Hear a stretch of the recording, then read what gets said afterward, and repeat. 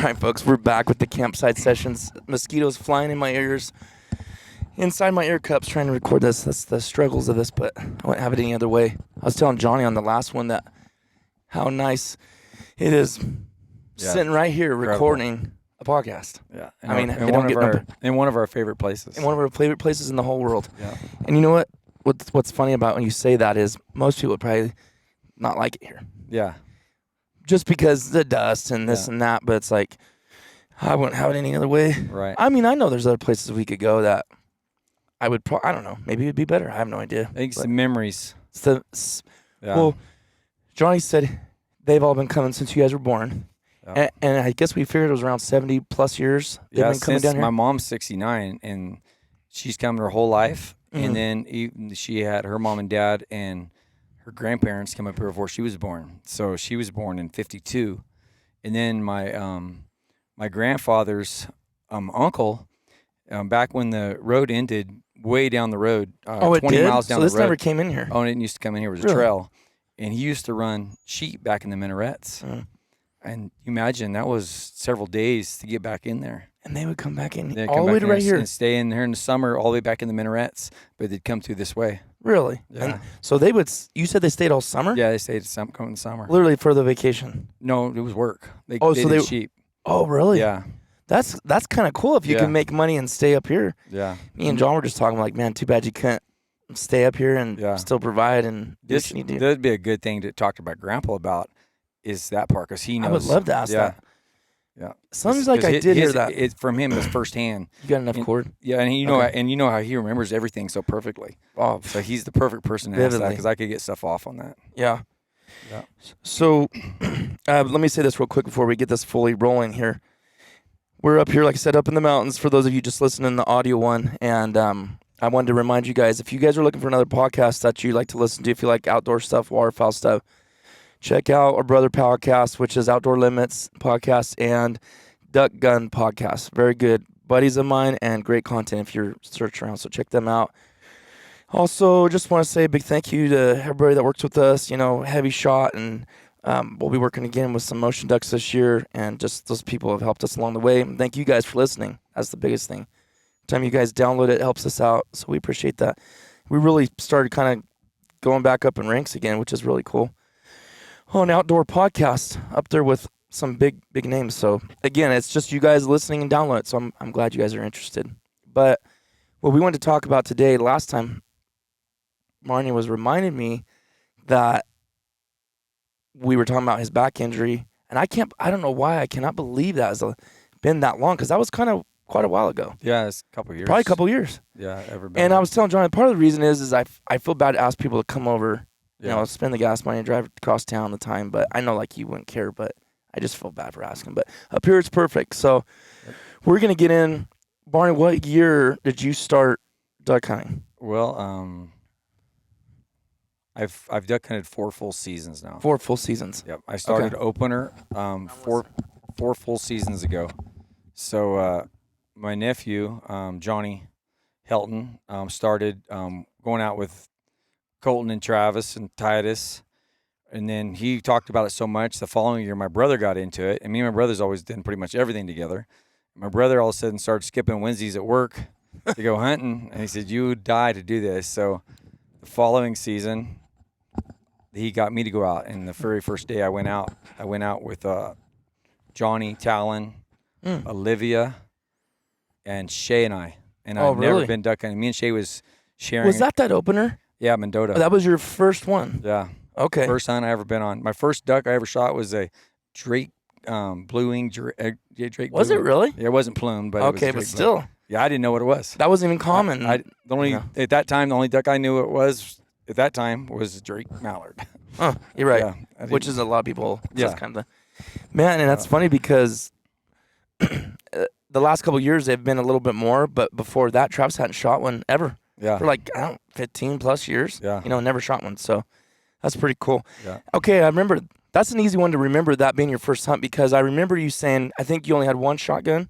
Yeah, me and Shay. And you shared. And I remember you saying that you wish, I wish I had my own so I could keep shooting. Yeah, we sharing one. So when I went home from that, the very next week we bought 2 new shotguns because I was using an older You know, one that used for quail hunting. Okay. We bought 2 new Frankies Affinities for me and Shay both, and started buying the decoys, a sled. I mean, that very next week, I started investing the money, and within 2 months, I had spent a ridiculous amount of money. So you went from 0 to 100. Yeah, quick. For the first hunt hooked me. Which that's interesting to hear, because I've talked to a lot of people and went all the way back to the beginning and worked through it, and how some people it like takes a long time to get the steam rolling, but then it's like every year it gets a little bit more addicting to them. Yeah. So you feel like right out the gate you were just the very first hunt.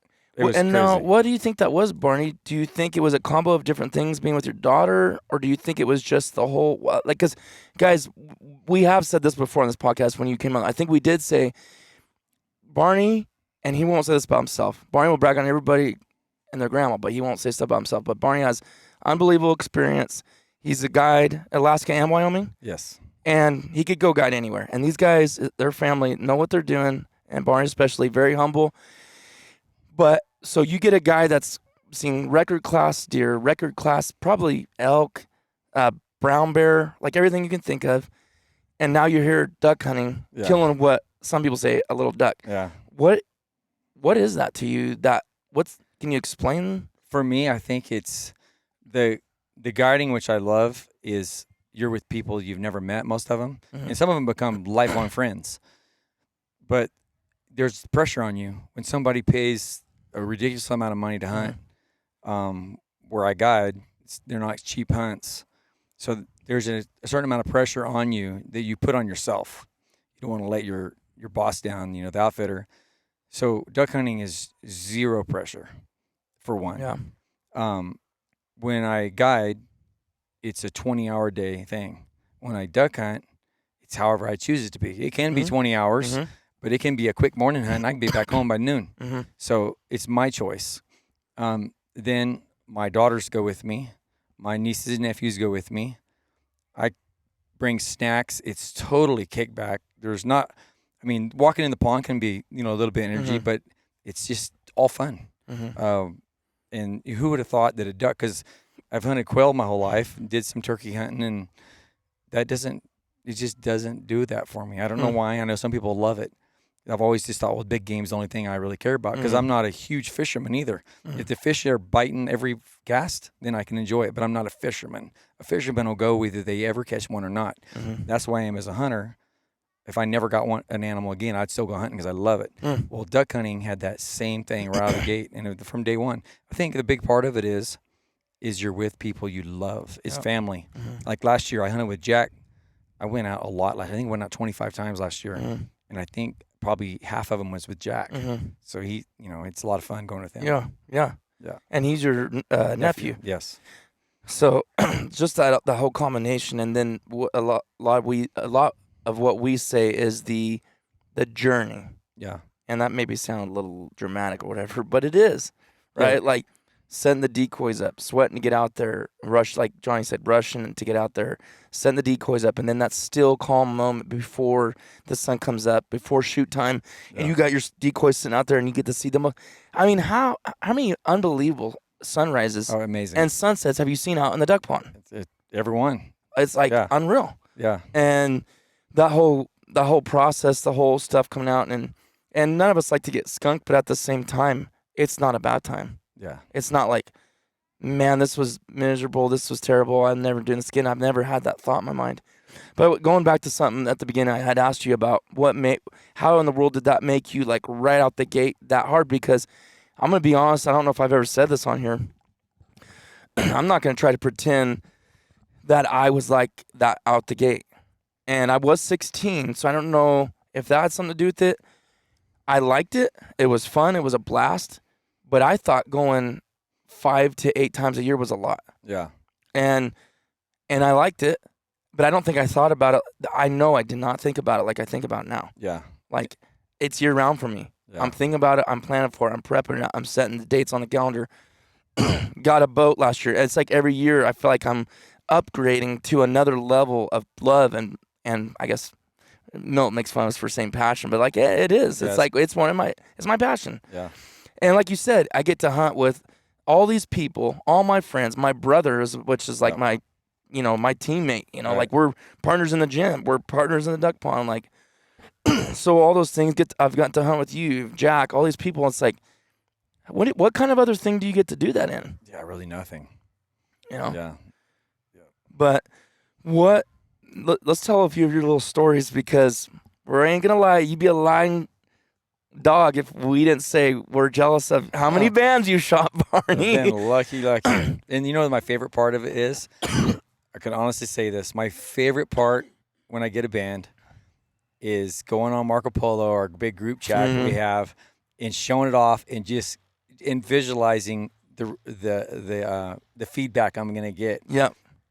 That is absolutely it. The mosquitoes are horrible. Oh, they're horrible. They're but that is absolutely the funnest part. I'm laughing the whole time when I start seeing the comebacks. That's as much fun with the band as the band. Yeah. Honestly, it is, because, I mean, I'm a novice when it comes to duck hunting. I don't know near what some of these guys know. So, and then like Talon's, he's been duck hunting forever. He's killed probably 5 times more ducks than I have. He's a much better duck hunter than I am, than I'll ever be. And he's never been lucky enough to get a band. Right. It's just luck. The It luckiest is. thing It is. ever.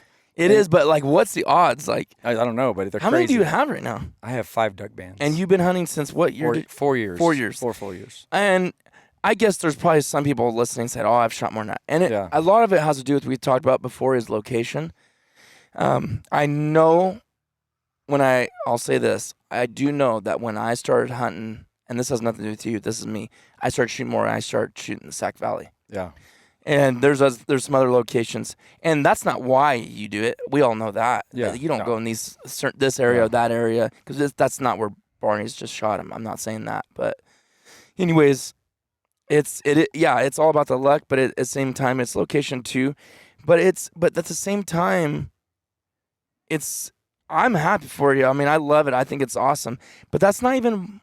No, that's not why you do it. Yeah, that isn't even what made you like, oh, I did this or got this, or I just think it's a cool story. So, like, tell me, what was your first band? What it was? Tell me the whole hunt, everything about it. So the first band, you and Jake was in a blind next to us. Yes. Yep, that was in Sac. That was your first one? That was my first one. Okay.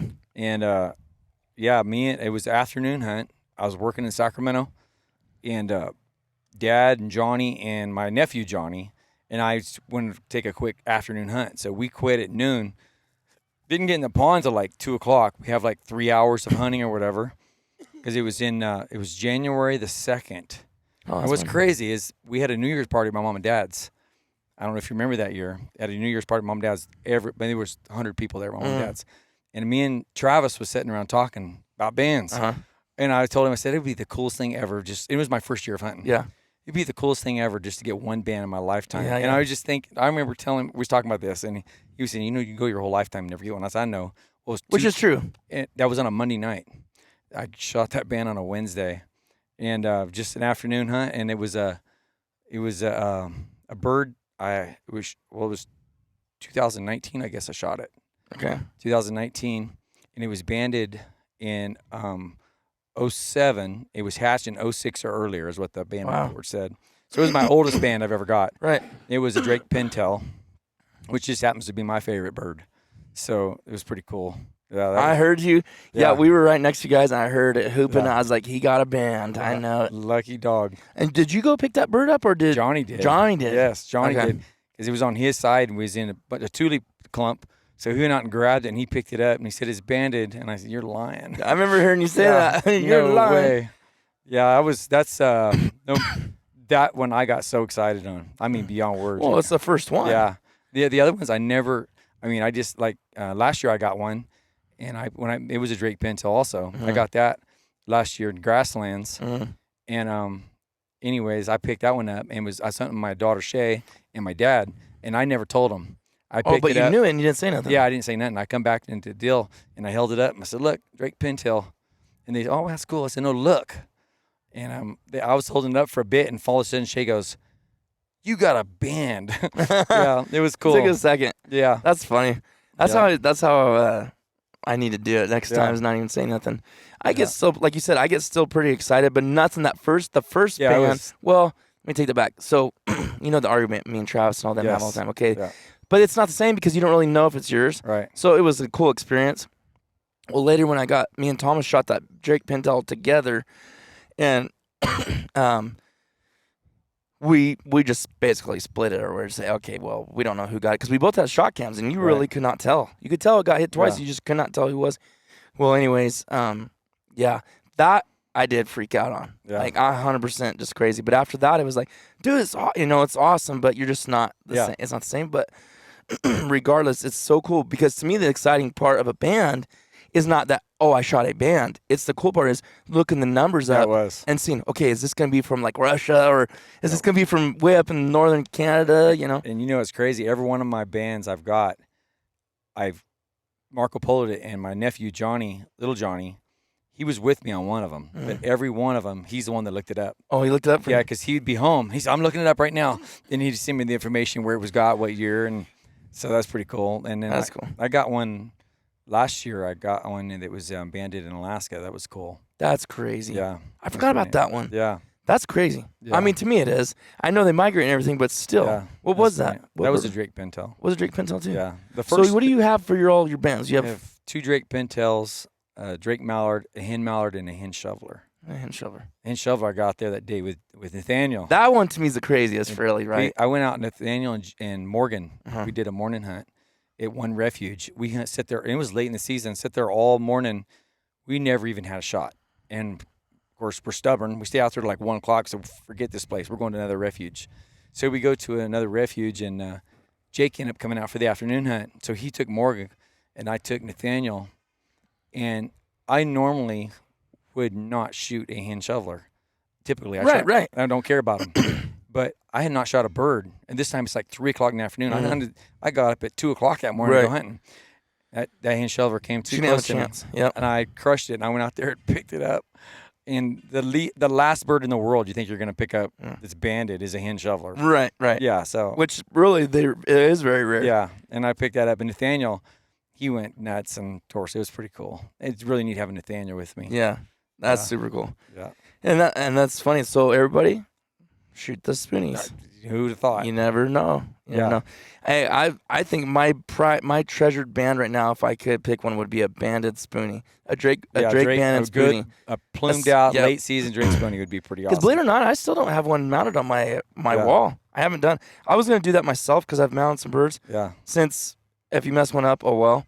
But you're not gonna do those nice birds. Yeah, because Spoonies around here are let dime those a trout dozen. do that. Yeah.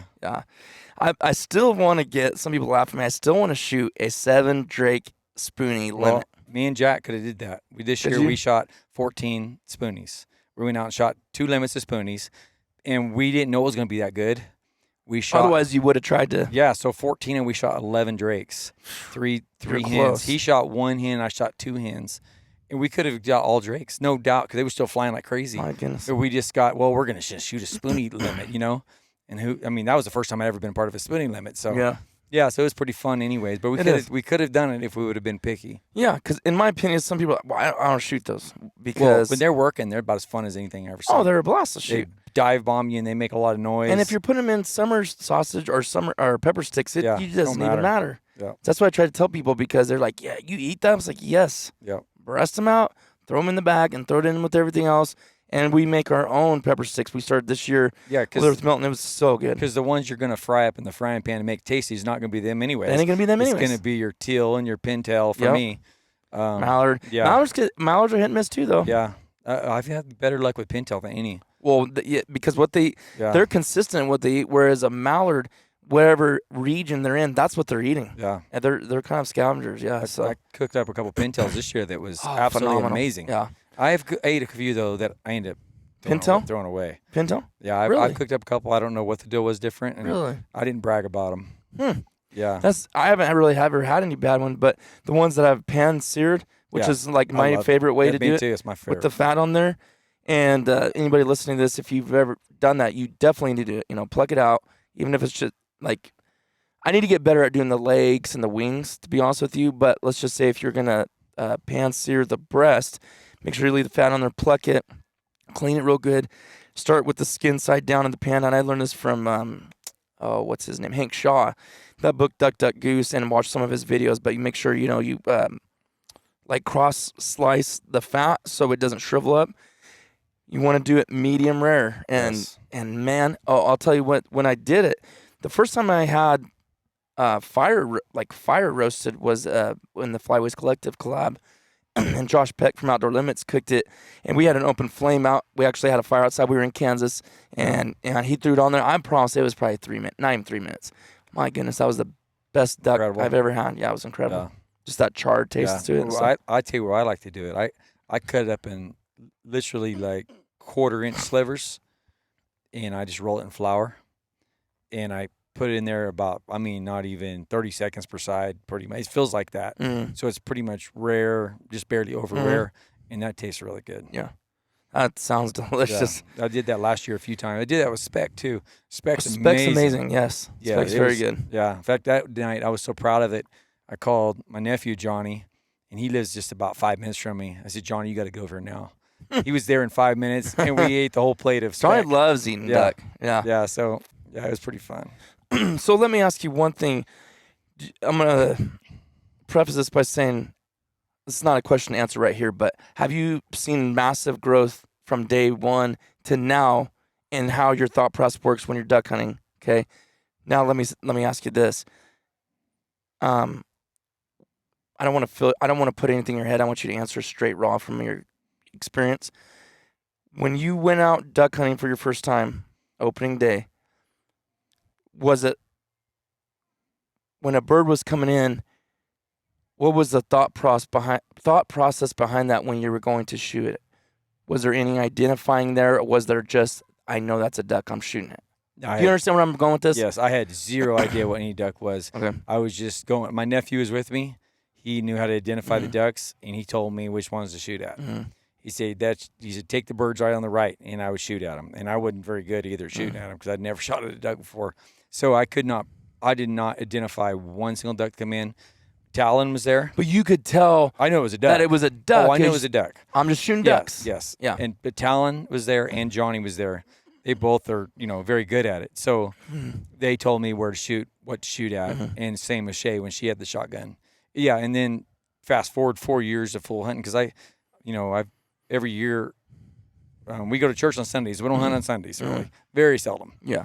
I hunt pretty much all Saturdays and whatever Wednesdays I can get off because the way we hunt is on refuges. They're only open Wednesday, Saturday, and Sunday. So I don't have no private land hunt Monday, Tuesday, Thursday, Friday. So, but I still yet even only hunting those days, I've made it out there at least 20 times a year. Last year I think went 25 times, and so that's a lot for only hunting Saturdays. Right, that's a lot. Yeah, and Wednesdays. But yeah, so the first year getting back to that.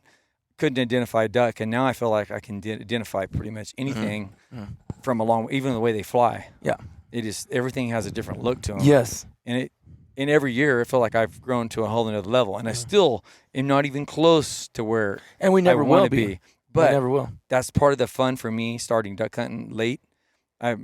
Back years ago, Travis and I grew up together. We're the same age.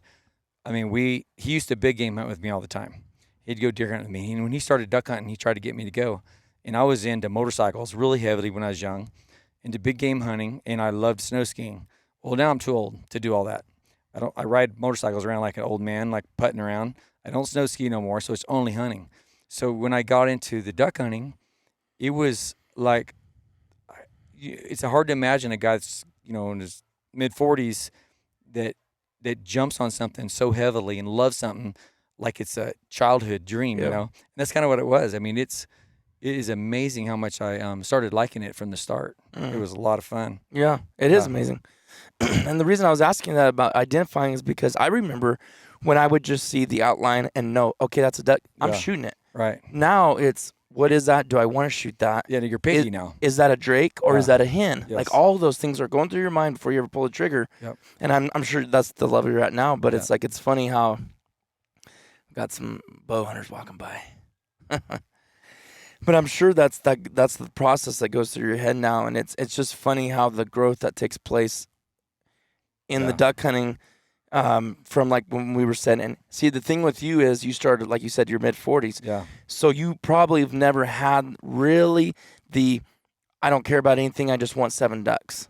I mean, maybe you did. When I first started, I did? Well, at I want first, some ducks. because I didn't get a limit for a while because I didn't know what I was doing. Because I started hunting on my own, throwing my own decoys out, I didn't have a clue about nothing. So I just dreamed about getting a limit at first. Well, now you want all drakes, and you only want certain birds. Yep. So a lot of times you don't get limits when you can. There's a lot of times I've passed up limits. Yes. Because I wanted certain birds. Yes. I always want my pintail, and love to have a couple mallards and cinnamon. There's certain birds we all dream of getting. Right.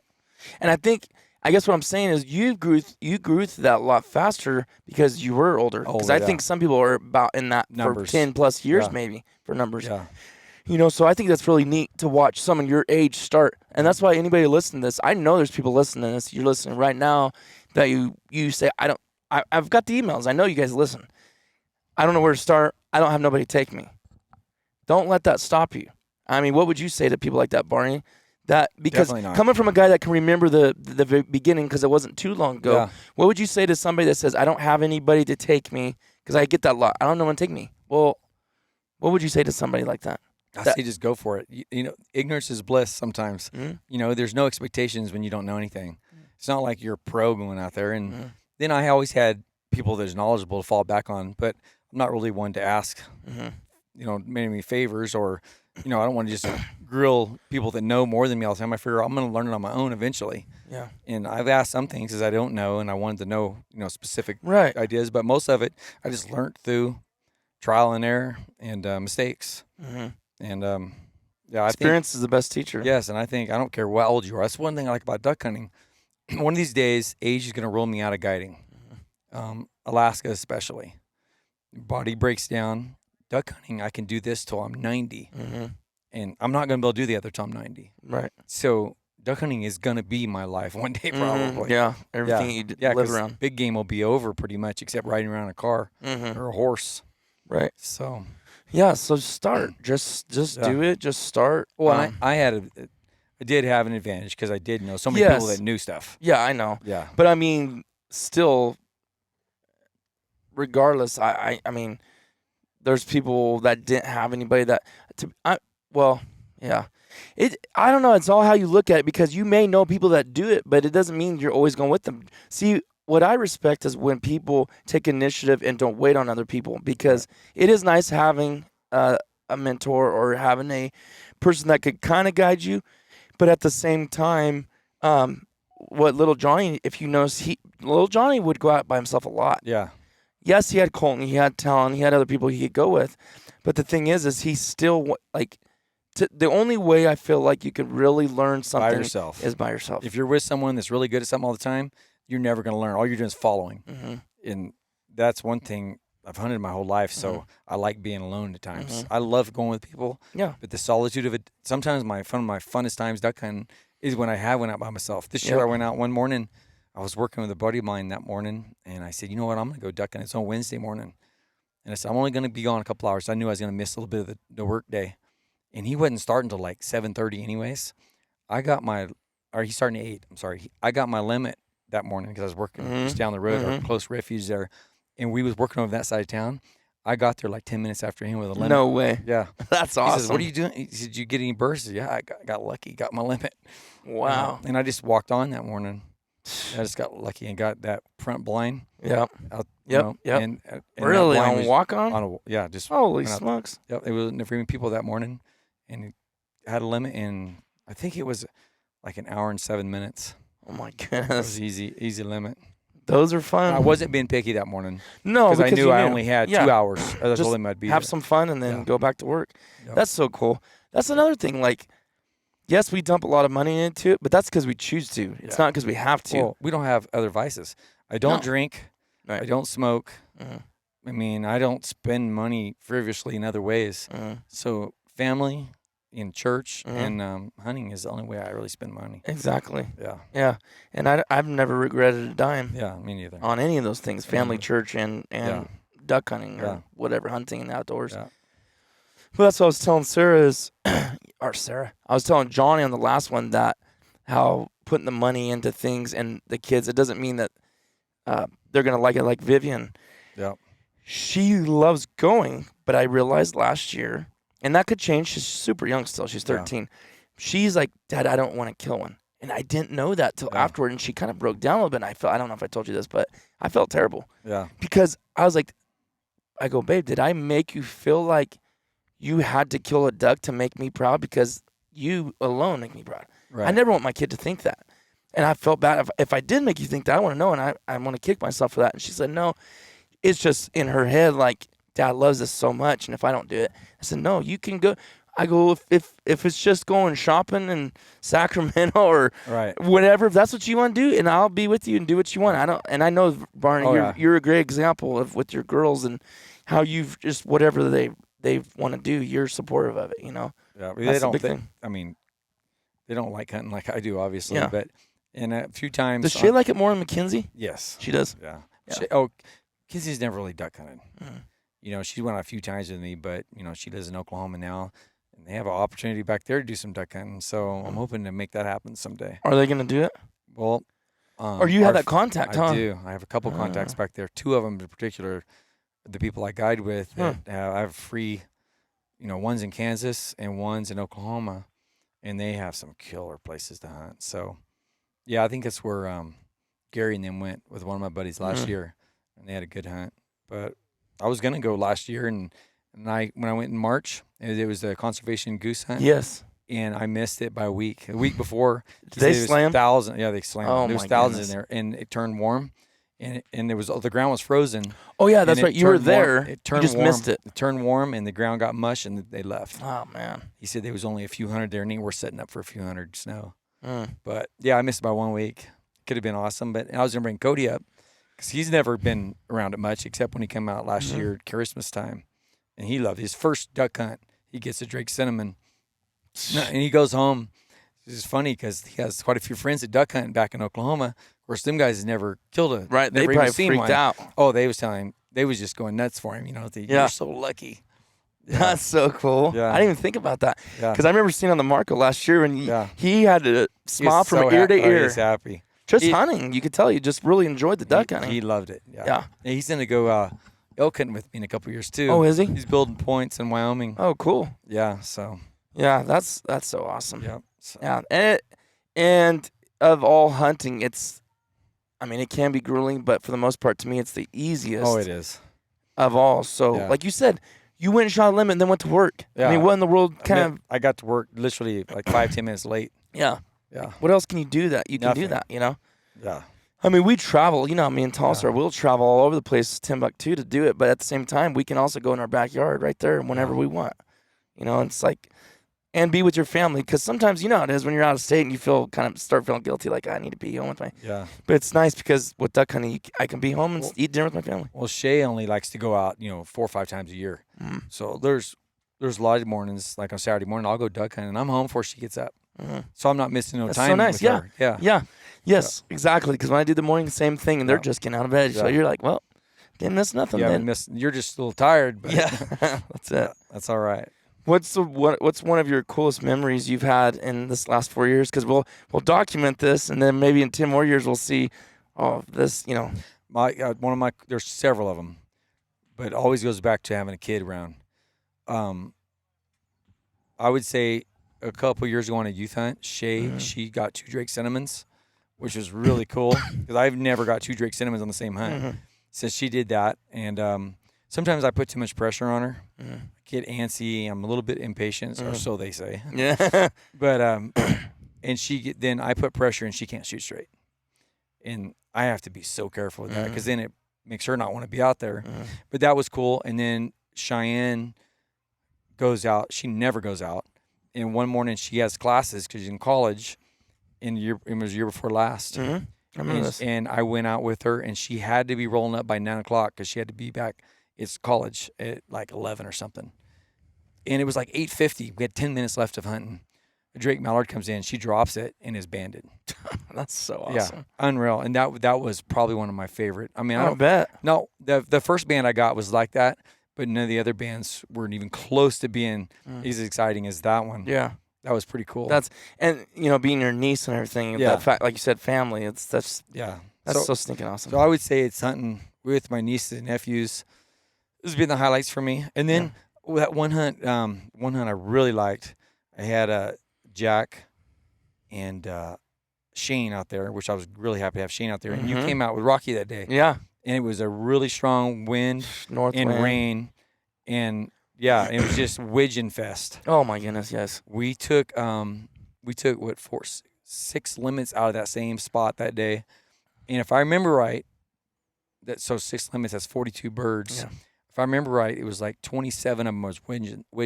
Is that what the number I think was? it was. And it was like 23 of them was drakes. It was nuts. And I that day, my first bird that day was a stinking hen spoony. I couldn't identify. I should have waited 30 more minutes. Yeah. And you get antsy because you don't Right, know you how don't know what it's the gonna day's going to be. And I shoot one when it's just after shoot light, and I can't see very good because it Right. was really cloudy, so it was really dark that Right. day. And then I got 6 drake widgeon, and then my last bird was that drake pintail that Rocky found that I didn't crush it, and the wind shoved it over to the bank real fast. Yep. And it got out of the water and probably went up, I'd say 60, 70 yards through dry ground. I would have never found that bird in a million years if Rocky wouldn't have been there. Yeah, That was cool. And what about that The other widgeon. that widgeon? Yeah, it went straight down in the brush pile. That one, you could have had 100 guys out there. And never found that one. I had to basically kick a hole Yeah. through him.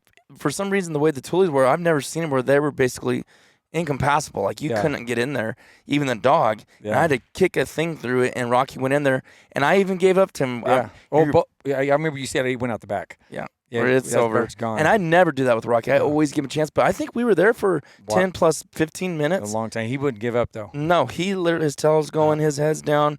I go, well, let's go. Remember, because I actually turned. I said, he ain't going to get it. And we kind of started walking, and he come out there with it in his with mouth. the bird in his mouth. So that was a really. I've had a lot of fun hunts. So it's hard to pinpoint It one. is. But the one Cheyenne and the one with Shave, the 2 Drake Cinnamons, are 2 that jump off the page real quick. Yeah. That's. I have thousands. It's funner actually. I don't know if it's because I'm old. I have kids. You know, when you're young, it's all about you. Mm-hmm. The older you get, the more it's about other people mentality. That's one thing about the guiding.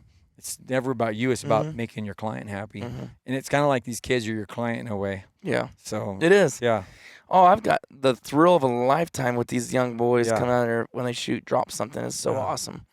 What so kind of like this year, what's your plans for this year? Like not that you have to have some big crazy plans, but obviously it's gonna be duck hunting, but any goals or anything that you're specifically I know I won't be able to do as good as last year. Last year I was able to hunt a lot of Wednesdays, and I hit a goal that it'll be hard to ever hit again on a Wednesday, Saturday, thing.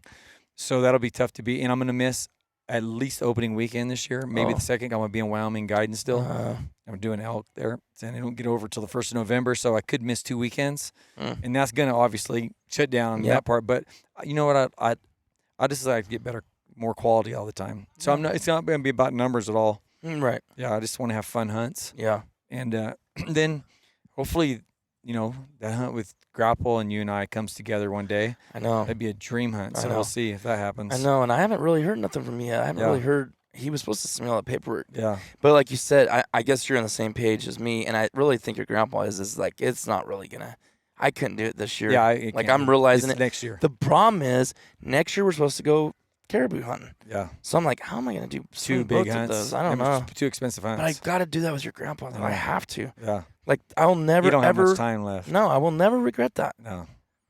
I've been lucky enough to go on a lot of hunts with him, and he's in my life met a lot of incredible hunters because guiding and getting other guides and our own friends and family, but I've never known anyone quite like Grandpa. I agree. He's a true mountain man. Well, was he 81 or 2 when he? 80 when he shot that. Oh, he sheep. was 80. He's Because Johnny said 80, but I did when it was your grandpa. I thought he said he was 81 or 2. He was 80. Okay, straight up 80. That's just mind blowing. Yeah. To do a sheep hunt. Yeah. Yeah, that was quite a And hunt. we kind of went over the details, how hard that is Yeah. and can be, whatever. But we actually had that hunt on video. that's what he said. Yeah. I think Olivia is thinking about doing a video, a deal on that. She 'Cause should. we have a lot of, between me and Johnny, we have a lot of video. I of told different her hunts. that. I said, why don't you put all those hunts your dad has? Throw them on your channel. Johnny has a bunch. I have several sheep hunts of my own. I would. If it was me, Yeah. I would be throwing them up so quick. Yeah. She said, yeah, he's going to try to do that. And I was talking about her channel on the last podcast with Johnny, just telling people, check it out. She's been on here too. But I don't know. The last 2 years, we've got very fortunate to shoot a lot of cinnamons. And did you ever check out that book I have in camp right now, the Waterfowl Bible? Nope. Or the Duck Hunters. The Duck Hunters Bible. It is an awesome book, Barney. It was written in 1965. And it's really interesting to hear. And I'm going to probably do a podcast once I finish reading it, take notes, because I think you guys listening would be really interested to hear it. But just to give some of the information, it was written in 1965. The book cost $1.95. Oh, wow. In 1965. Yeah. And so he was talking about market hunting, which they didn't do it. That was already over by 1965, but they would use the punt guns, which, are you familiar with punt guns? So a punt gun, very big.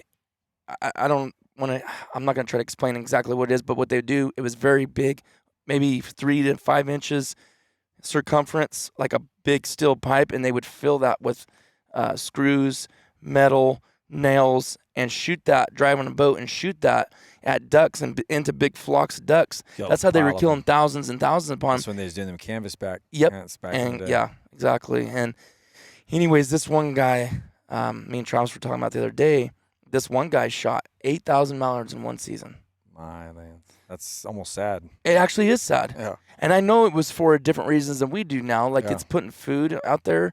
Now they, harvest them and have them in a farm. And dude, you can still buy duck, in the freezer section, all that stuff. But I thought, man, and we're the ones that have caused a decline in the birds. I mean, yes, I don't know. No, the generation now is the one. More conservative minded. Yeah, it is. And but at the same time, our water issues. Yeah. And there's been a big debate in Northern California. I don't know if you've read about that. Yes. Because a lot of people want to blame the farmers, but the farmers are saying, hey, it's not us. What were they saying it was? My mind just went blank. Because, I don't know, there's a big debate there. And I understand the farmers' point of view from it because they're only getting allotted what they're getting allotted. Right. So, I don't know. But then you start putting a lot of wells in, you start sucking up the water. I mean, that could be a touchy subject. I know you've seen the graphs of like how many, say in 1920, how many white-tailed deer, how many turkeys, how many antelope, how many of each elk, and you can go down the line of each game they was compared to now, and the success story of where the game is now compared to then is just ridiculous, and that is because of us, the hunter, the $100, the obviously the conservation behind it. People like my cousin Justin that do the research to know what each region needs, how many tags should be allotted for that deer herd. And do they always get it right? No, but compared to what we had before they become what people think of us as big game hunters or trophy hunters. Yeah. The only reason anything's worth anything, there's no game is only worth as much as somebody will pay for it. Mm-hmm. Like if you go back even like to Africa, Kenya used to have untold amount of big game. They have no big game now because they outlawed big game hunting, and the locals killed everything and ate it. Everything they wiped it out. Places like South Africa and others, they come in there and they put fences around it, and they will actually shoot them people because the money. Your grandpa was telling us that. Yeah, they will shoot them people to keep their game from getting, because that's their livelihood. So you put a dollar value on the animal, it becomes more. It's just like some people think hunting has become all a rich man's game, and it has to a certain extent. But if it wasn't for the rich man's dollar, we wouldn't have certain species. Wild sheep are really susceptible to diseases. And so you have to, a lot of times a herd will die out from a disease. You have to transplant other sheep in that area once, a few years go by from another herd. That takes a lot of money. Yeah, it does. And if you take the rich man out of the game, there's no chance. And these big tags that sometimes they go for $300,000-$400,000. Well, you and I are never going to be able to do that. So it's these rich people that pay this money. And I understand what people say about, paying that much money for a tag, but that money goes right back towards that sheep. Yeah. So I'm glad for the rich person. Yeah. Well, too, the guiding, if they was all made the same money as me, I would have nobody to guide. Right. So, That's true. Yeah. Well, and that's what the people were saying. It's all you hunters are got bloodthirsty and bloodlust, and all you do is want to kill. It's like, no, hunters are the ones that put the most in. We're the only this whole deal with the Robertson Pittman act deal is pretty frustrating. I'm actually gonna have a guy on about that with the stamps and all that whole thing. Yeah. And the money that goes towards it. We know where our money's going towards, and I'm not gonna say I pay all this and I'm so happy it's this much money. We're never happy when we spend money. Yeah, but I mean, at the same time, I'm glad that I know where it's going. Right. You know what I mean? If you want to get crazy, and we're not gonna go in detail on this, but like, if you want to get worried about where your money's going, then look at your taxes. That's where the biggest waste is. That's where the waste is. But anyways, yeah, hunters are the biggest conservationists out there because all their money's going to it. And like you said, me and you probably aren't making a big dent in it, but guys like that are putting that much money. That's where the real big thing's going on. 1 million people like you and I put a dent in it. Yeah. And that's what we need. We need more hunters. Yep. Yeah. So, that book was just interesting to me because I thought we kind of look at, because I kind of look at myself like, am I hurting anything? Am I bringing the numbers down? Because I want to do this for the rest of my life. And if my kids or my grandkids want to do it, I want to be able to do it with them too.